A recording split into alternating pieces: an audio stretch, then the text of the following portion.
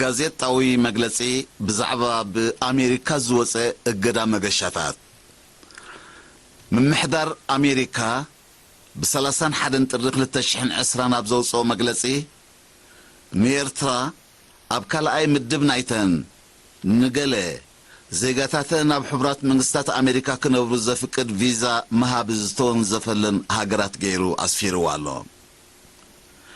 መንግስቲ ኤርትራ ኣብ ዝሓለፈ 10 ዓመታት ገለ ሃገራት ንስቱር ምኽንያታት ህዝቢ ኤርትራ ንምብራስ ማለት ምጉሕጓሕ ክኽተሎ ዝጸንሓ መሃብ ቅጽበታዊ ዕቑባን ካልእ ዝንቡዕ ስጉምታትን ብቐጻሊ ክቃወሞ ጸኒሑ እዩ።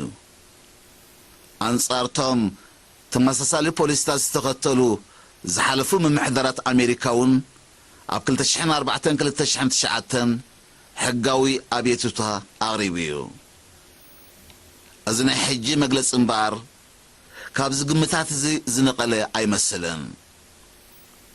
ዋላ እኳ ብቴክኒካዊ ረቑሒታት ምኹንይን ተመሰለ ብዘይ ዝኾነ ሰበብ ንኤርትራ ብፍሉይ ኣነጻጺሩ አሉታዊ መልእኽቲ ንምሕላፍ ዝዓለመ እዩ።